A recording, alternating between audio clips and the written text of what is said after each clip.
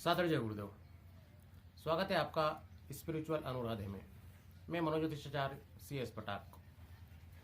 घोर नकारात्मकता का समय चल रहा है, घोर अवसाद का समय चल रहा है। सब घरों के अंदर कैद हैं, बैठे हुए हैं। प्रतिकूलता बिल्कुल हावी होती जा रही है। बहुत सारे लोग मानसिक दबाव में जी रहे हैं, मनोरोग की तरफ बढ़ रहे हैं धीरे धीरे। तब ऐसा क्या जो हमें शक्ति दे, ऊर्जा दे, साहस दे, प्रतिकूलताओं से, विपरीत परिस्थितियों से लड़ने की क्षमता दे। देखिए क्या हुआ था कि रामायण महाभारत चल रहे हैं अभी। रामायण का ही एक दो प्रसंग में उठाता हूं। राजा दशरथ बेहद निराश, उदास रहा करते थे कि उनकी कोई संतान नहीं है, पुत्र नहीं है उनके। जब बहुत ज्यादा हताशा में होते थे तो उनको हताशा से उबारने के लिए एक हौसला मिलता था। वो हौसला कहां से मिलता था? जब उनको श्राप मिला था। किससे श्राप मिला था? श्रवण के पिता से। श्रवण के पिता ने राजा दशरथ को श्राप दिया था कि जिस तरीके से पुत्र वियोग में मैं तड़प तड़प के मर रहा हूं, उस तरीके से पुत्र वियोग में तड़प तड़प के तू भी मरेगा राजन। तो राजा दशरथ को ये जो बात थी, ये जो श्राप था, ये घोर प्रतिकूलता थी कि उन्होंने एक शब्दभेदी बाण चलाया और एक निर्दोष व्यक्ति को लगा और वो मारा गया, जिसके माता पिता अंधे हैं, कहीं बैठे हुए हैं, पानी के लिए प्रतीक्षारत हैं, और वो प्राण त्याग देते हैं अपने पुत्र के बिछोह में, उसके विरह में। तो वो श्राप जो है किस तरीके से उनके लिए हौसला बना। वो हमेशा ये सोचते थे, ये उनको कहीं से वरदान नहीं मिला था किसी ऋषि मुनि मनीषी से कि जा तथास्तु पुत्रवान होगा तू, नहीं। उनको तो ये जो श्राप था यहां से हौसला मिलता था कि श्रवण के जो माता पिता हैं उनका श्राप झूठा नहीं जा सकता, इसलिए ये तो तय है कि मुझे पुत्र अवश्य होगा। घोर प्रतिकूलता में उन्होंने अनुकूलता तराशी और उनको राम जैसा पुत्र प्राप्त हुआ। रामायण से एक दूसरा दृष्टांत हम उठाएं। सीता जी का अपहरण हो जाता है। राम जी वन वन भटक रहे हैं, उनको खोज रहे हैं। ढूंढते वो किष्किंधा पहुंचते हैं।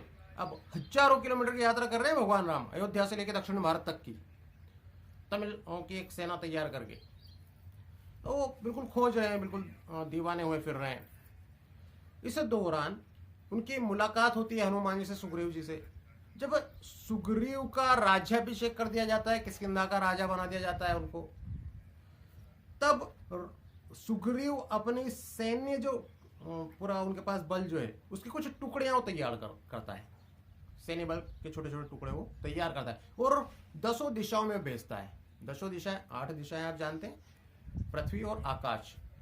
उस समय ऐसी व्यवस्था थी कि पाताल में भी व्यक्ति जा सके और आकाश में भी जा सके, स्वर्ग तक पहुंच हुआ करती थी। 10 दिशाओं में वो जब भेज रहे थे तो सुग्रीव ने एक भौगोलिक दृष्टिकोण भगवान राम के सामने रखा और वो बता रहे थे अपने पूरे वानर दल को कि किसको किस दिशा में जाना है और किस दिशा में नहीं जाना है, कहां जाएंगे तो उनको क्या स्थितियां मिलेगी, क्या प्रतिकूलताओं का सामना करना पड़ेगा, वहां पे कौन उनकी मदद करेगा, क्या वहां पे अनुकूलताएं होंगी। तो ये सुग्रीव का जो भौगोलिक ज्ञान जो था, इसको देख के भगवान राम हतप्रद रह गए कि एक वानर जो दर दर भटक रहा है, गुफाओं में छुपता फिर रहा है, उसको इतना अद्भुत ज्ञान कैसे हुआ। भगवान राम ने जिज्ञासावश सुग्रीव से पूछा कि महाराज किष्किंधा नरेश, आपको इतना भौगोलिक ज्ञान कैसे? मैं आश्चर्यचकित हूं आपके ज्ञान से।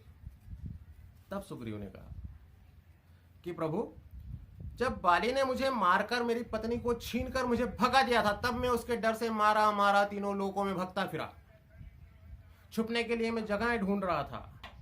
तब मैंने क्या करा कि उसके डर के मारे उससे छुपने के लिए तीनों लोगों को नाप डाला, सब दूर भागता फिरा मैं उसके डर से। तब मैंने पूरी पृथ्वी का बहुत बारीकी से अवलोकन किया, बहुत बारीकी से उसको देखा कि मैं कहां पर छुप सकता हूं, कहां पर सुरक्षित रह सकता हूं। तब मुझे जो हमारी पूरी भौगोलिक स्थिति जो है उसका ज्ञान हुआ। घोर प्रतिकूलता, पत्नी को छीन लिया है, राज छीन लिया है, मार के भगा दिया है, कोई मदद करने वाला नहीं है। लेकिन उन्होंने यहां से इस प्रतिकूलता में से क्या अनुकूलता पैदा हुई, क्या सृजनता पैदा हुई, क्या सृजनात्मक हुआ कि उनको पूरी भौगोलिक जानकारी प्राप्त हुई, उनको भौगोलिक अद्भुत ज्ञान प्राप्त हुआ। और यही ज्ञान सीता जी की खोज में इसी ज्ञान ने मदद की, आज वो अमर हो गए। यदि हम ऐसा मान लें कि अनुकूलताएं यदि हमारे लिए भोजन है, तो प्रतिकूलताएं जो है वो विटामिन है। आपको अपने स्ट्रेंथ के बारे में यदि पता करना है तो जब तक आप जूझेंगे नहीं तब तक आपको कैसे पता लगेगा। यदि आपको पता करना है कि आपके अंदर कितनी ताकत है, तो जब तक आप किसी वेट को नहीं उठाएंगे तब तक आपको कैसे अंदाजा लगेगा कि आप कितने शक्तिशाली हैं। आप घबराइए मत।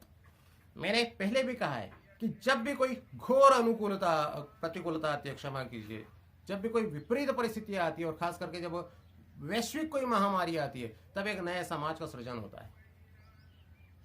आप निश्चिंत रहिए, इसके बाद कोरोना से जैसे हम इस विपत्ति से उभरेंगे, एक नए समाज के साथ उभरेंगे, नई जिज्ञासाओं के साथ, नई उमंग के साथ, नए जोश के साथ हम एक दूसरे से मिलेंगे। बस मानवता के दुश्मन आप मत बनिए। काफी समय के बाद, लगभग 1 महीना 4 दिन के बाद, मैं घर से बाहर निकला गैस की टंकी लेने के लिए। किसी ने मुझे पूछा कि क्या बात है गुरुदेव, आपके तो दर्शन ही नहीं हो रहे, 1 महीने से ज्यादा हो गया। तो मैंने उनसे कहा कि मुझे लगभग 1.5 लाख लोग देखते हैं, हजारों लोग फॉलो करते हैं, सैकड़ों लोग ऐसे हैं जिनके लिए जो मैं बोलूं दूं वही सत्य है। मैंने जो बोल दिया वो पत्थर की लकीर उनके लिए। उसके बाद फिर भगवान ब्रह्मा भी आकर उनको बोले कि ऐसा नहीं होने वाला, तब भी वो विश्वास नहीं करने वाले, इस तरीके के ब्लाइंड फेथ करने वाले हैं। तो मैं उनके लिए उत्तरदायी हूं, इसलिए मेरा यह दायित्व बनता है कि मैं पूरे टाइम, लॉकडाउन का जो समय है उस दौरान मैं घर के अंदर रहूं। यदि मैं ऐसा नहीं करता तो उन जाहिल समाज के जो द्रोही हैं, मानवता के जो दुश्मन हैं, उन जाहिल जमातियों में और मुझ में अंतर क्या रह जाएगा। तो आप जमाती मत बनिए, आप भी घर पे रहिए।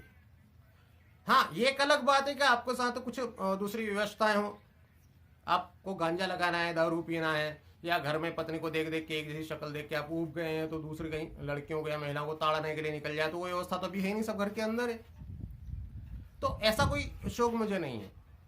तो मेरा आप सभी लोगों से हाथ जोड़े करबद्ध निवेदन है, लॉकडाउन का जो नियम है उसका पालन करिए, घर के अंदर रहिए, बस बाकी कुछ नहीं करना, जब तक कि इसकी कोई वैक्सीन हमें नहीं मिल जाती। एकमात्र यही इससे बचने का तरीका है।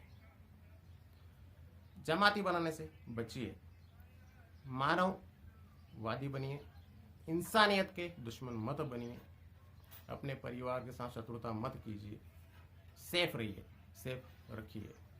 जल्दी मुलाकात होगी। सादर जय गुरुदेव।